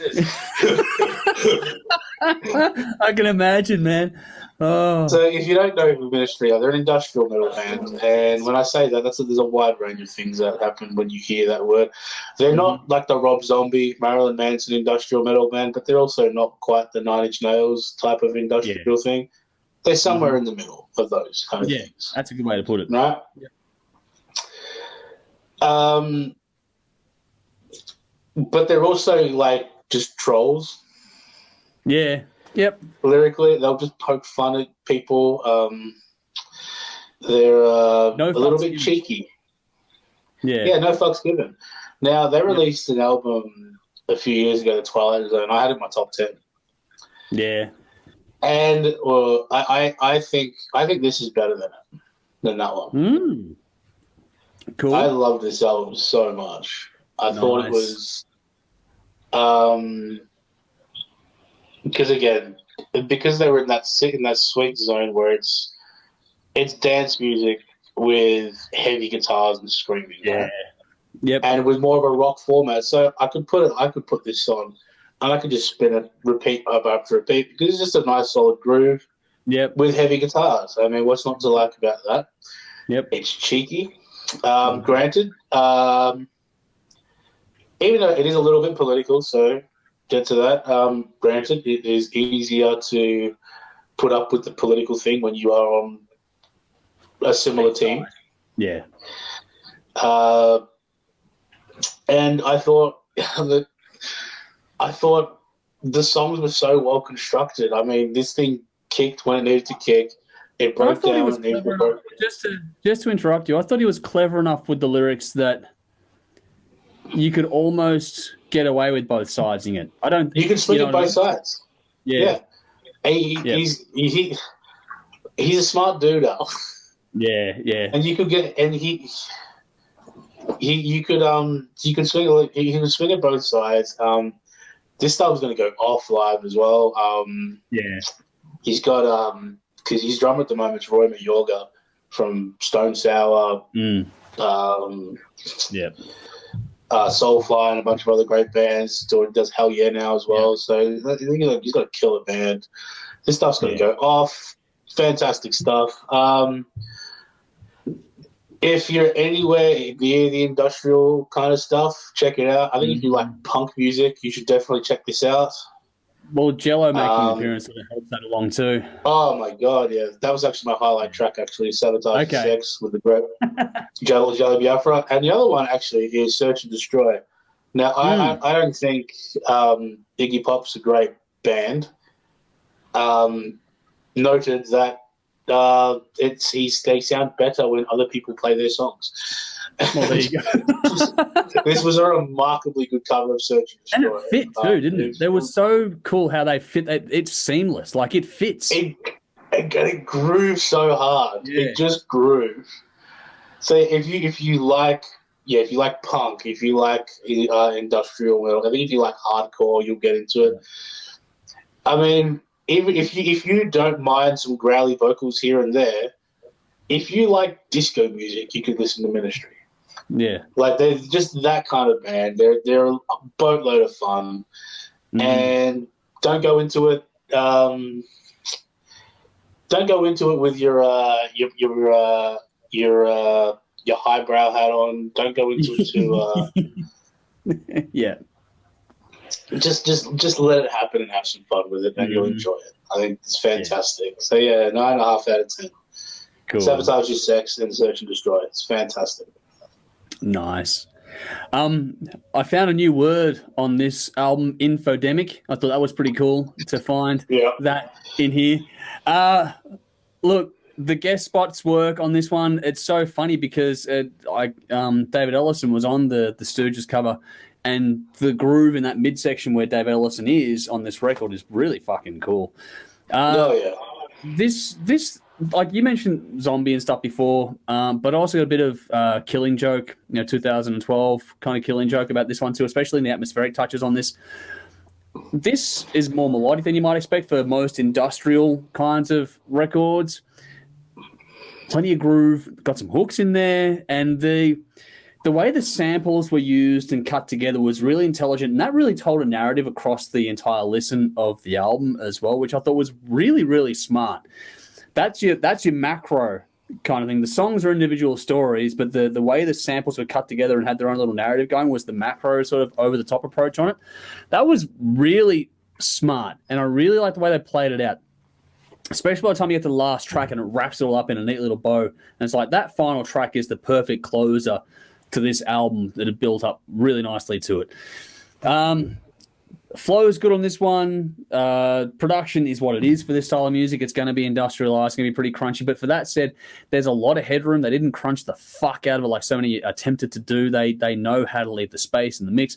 And the top end was filled out by those samples and the spoken bits and pieces. Like, it opens with how concerned are you, with that little spoken part at the start, and then it just sort of builds from there. Like, so you've always, like, going to production where they stuck it in the start, looped it, and then you've got all the other stuff that comes in, and then by the time you get the last track, it's just busy as all fuck. The riffing is intense in that song. In between, it just builds and drops off really, really nicely. The production aids all that sort of stuff. For industrial music, this is a really rich, textured kind of a listen. You don't get a lot that have been thought out in this way. A lot of attention to detail. It reminded me of if there's any like mad industrial heads out there, it reminded me of a KMFDM album. Yeah. In the way it was put together. But played in that Ministry stuff. And again, like that very thought out, deliberate build from start to finish. Yeah. Yeah, definitely. Actually, I hadn't thought of KMFDM when I listened to it, but yeah, you make a lot of sense with that. You got different flavors in this one too. Like, it's not just purely industrial. You got like there's the song Broken System has like a combination of Middle Eastern and Western, and they sort of combine it to get this little bit of a twang going over the top of the industrial stuff. So there's a lot more depth in this, and just it's not just another industrial album. This has been really intelligent. Like Americant, I enjoyed that one. I thought it was pretty good. I think this one kind of probably goes a bit better than that. It's a smoother listen overall from top to bottom. The groove is infectious on it. This isn't as obnoxious as other albums are from Ministry, but at the same time, I don't need it to be. And this is the thing that, I think that a lot of the other reviewers out there are like, oh, well, some riffs are obnoxious. Okay, cool. I'm like, nah, the last track is the one that you want. That's your obnoxious payoff. The rest of it is what builds up nicely to it. I think that if you're not a fan, go on. You don't want to hear Jesus is my hot rod again. There's no point in ministry doing the exact same thing over and over again. Yeah. And the one thing that good old Uncle Al does is he always takes what's happening in the world around him in the moment and puts it down on records. Now, in this context, this album, I'm not sure how this is going to go 10 years from now because it's going to be very, very time-stamped.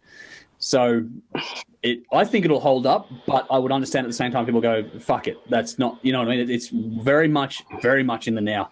So depending on how you come out of this whole process that we're going through at the moment with the pandemic, it's going to dictate how you look at this one 10 years from now. But right now for me, and I think in the future for me too, because I like the style in general, I like the artist, I think this is going to be pretty cool. But it's the little things on this one that stood out to me. It's not the most hard-hitting or intense album they've ever done, but you don't need it to be. And the attention to detail, like I was saying, and the way they put together those samples, especially when they Trump and the virus and just the way it was all done was so clever. And like I said, it was good enough that you can both sides, no matter which side you're on, you can sort of listen to this either way. What? I was going to say, Prince of Arabia has been on some albums that does sampling pretty well. Okay, yep. He knows what he's done. Oh, it's NWA. Yeah. Okay, well, yeah. Again, still, you'll know more than me. He knows what he's doing. Yeah. But, yeah, look, I think this is really well done. It's industrial. If you don't like industrial, this is not going to do anything to change your mind at all. If you weren't a fan, if you have a passing interest, this is going to be one of those ones that's easier to get involved in, though. And if you're a hardcore fan, you're going to eat this up for breakfast, I reckon. I think this is fantastic as well. I'll give it an 8.5 out of 10. Believe me, Alert Level and Disinformation are my standouts, but this whole thing flows. The only sort of flat spot on this was there's a couple of tracks. We Shall Resist and Death Toll. That's about the only sort of flat spot at the back there of the album. That didn't quite do it. Like it's good. It's good, but it's just like it just seems to pad a bit too much for mine. But that's, if you were going to trim a track, you trim one of those. Yeah, exactly. That's where I found it to give it was just that moment, just a bit too much of a flat spot there. But that's not a huge critique, mate. That's just okay, cool. It was still a fucking good listen, though. So I'm glad we both enjoyed that one. It seems to be that we're on the opposite side of most people or most reviewers. Yeah, I don't quite get who I don't quite get the bad review. I get it if you're not an industrial fan. Yeah, I don't know. But yeah, it's a good industrial record. I don't know. You don't I think need. It's very good. Yeah, I like that. I think it's better than American Art. I liked that one. So. No, yeah, that's what I mean. And I had that top 10 that year. So it's pretty good. I liked it. Yeah. Anything at all that puts me in mind of the Killing Joke 2012 album is a big tick from me, and this has that. That soundscape moments on top of it all. Fuck, really, really cool. But again, like really I said, well put together. To it. Yeah, really nicely done. So, well done. That's that. Benjamin gives us some praise, saying you guys are awesome. Back when we were talking about KK, not wanting to shit at him too much. But then David Fowler's come back with the witty repartee, saying it's funny that it's called Moral Hygiene and Ellison is on it. And there we go. That's one for correct. Yes. Well, the irony was not lost on us. All right, Ernie. Good to see you here, Ernie. Thank you for joining us. I enjoyed the single. Al's back. Cheers, guys. Definitely check it out. Good. Please do. If you like the single, you're going to like this album. Definitely. Because that one only dropped like 2 days ago as well, that one that I put up there tonight. And Helen's back. She's going, I'm going to contest the disco reference, Tim. Patrick Hernandez is coming at you. So I'll leave you two to duke it out over that one. Hey, man, come on. Alan White loves this stuff, you know. Yeah. There's Ministry. God, are you telling me you couldn't see Ministry playing with Earth, Wind and Fire? You could see, honestly, I reckon Ministry were one of those bands that if McClintock was doing those mashups ones, he could do Ministry to just about anything. You could do Ministry and you can hear September playing in the background. Yeah, you can do it. Someone else can do it. I haven't got the time, but you could do it. Yeah. But that brings us to the conclusion of proceedings tonight. Thank you, one and all, for tuning in. We'll get to a bin in a second. But before we do, make sure you like, follow, subscribe, comment, share, all those things. They really do help us out with this sort of stuff here that we're doing on this platform. So make sure you do that. Our details are in the description or the post of this one. So please find us on your preferred social media platform and just continue to follow us there. And if you'd be so kind, please do the same thing to our fantastic sponsors in Squinting, Screen Printing, Alt Cult, and Rockstar Finance. A big thank you to them as well. Their details, just like ours, are in the post. So please do check them out. Thursday night, we're planning another stream for then. We're going to be reviewing another diverse episode. We've got Velvet, Starlings, Kryptos, and the Screaming Jets is going to be the melting pot that we've got there for Thursday. The deep cut session where we do try, I know we go diverse generally speaking, but Thursdays we tend to go, let's see how far we can push the envelope a bit, and that's going to be one of those episodes. So we'll see how we go. And yeah, that's about it for now. We'll have more coming up always. Our Van Halen special, our revisited Van Halen special is coming soon. I'm still working on that one. But we are doing a Slipknot special at the end of this month.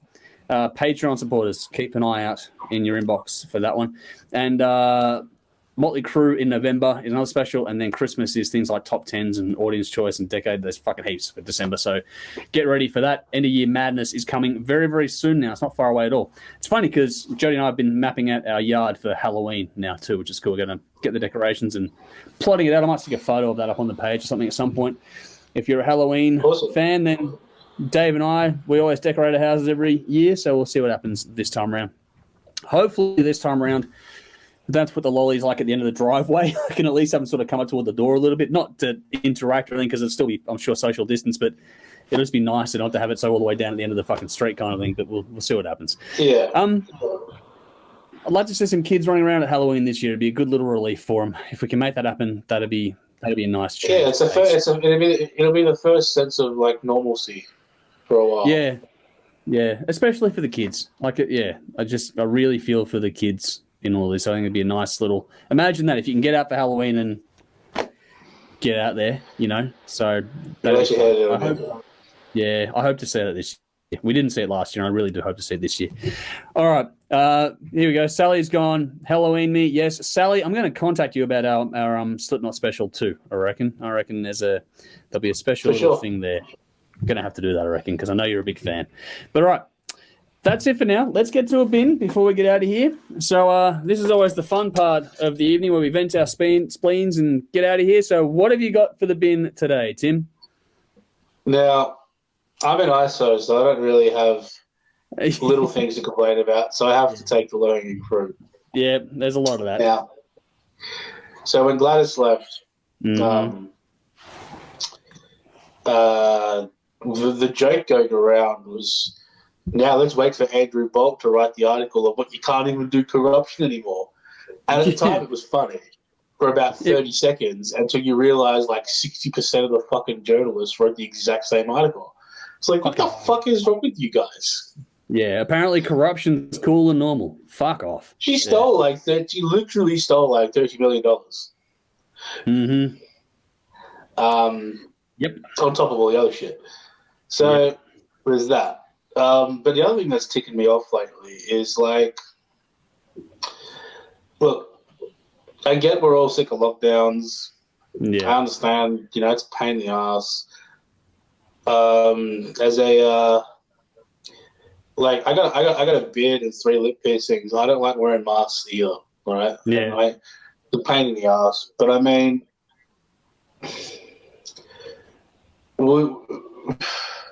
we are a lucky country, and things are greatly better here than they are virtually anywhere else. And I say that in isolation. It's a pain in the ass, but you're living it right now. Yeah. It's not a dictatorship. Like people throw that word around a bit too much. We're not living in North Korea. So yeah, like just have a sense of awareness of the world around you. Like, I understand it's annoying, but I mean, don't be a dick about it either. Yeah. Yes. No, I do feel that. it's becoming more apparent these days. Someone put a video up on TikTok to just sort of jump in for a second here, but yeah, basically saying he's from the UK. He watched all the protesters marching down the street while they're getting their $750 a week in theory to stay at home, and he can't even get back home to get back to places he'll never see people he knew again because they're already dead from COVID. So it's like bit of perspective in this country would go a long way. Yeah, like, I mean, the one that ticks me was it's a dictatorship thing, and it's just like, I mean, it'd be incredibly hard to pull that off in Australia. You're getting paid to stay at home. Like, I mean, it's not that bad. I mean, it's like, you know. Yep. It's, go rob a bank. Like, really. If you want to do that, rob a bank, spread the money around, do something productive. Yep. Be a Robin Hood then. Don't actually be Robin. Don't complain about having to not go to work.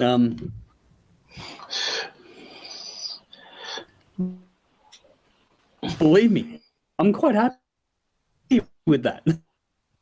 Yeah. Yeah. I do believe my internet's having a bit of a fit at the moment, but I am still here, I believe. I think you're back now. So, cool, I'm back now. All right, cool. All righty. I'm going to quickly try and get my bin in before I get to the comments in just a second. Hopefully I'm going to get... I've kept it a lot of stuff. I've kept the other stuff today, but I am going to get onto the AFL trade period and how they need to make as many articles as they can about Collingwood. I think that's fucking just what the hell. Everything at the moment is how we're not going to get Josh Dacos. Fuck off. We are. So just piss off with it. So generally speaking, clickbait articles, especially in the news, like just clickbait articles, the music journalism client at the moment as well. Transport time. So I ordered something the other day, overnight freight, whatever else, and it's still not here. I ordered it like Wednesday last week, and it's like so much for fucking overnight freight. I know there's transport strike stuff going on at the moment, but for fuck's sake, just give me my fucking stuff. So we're in lockdown.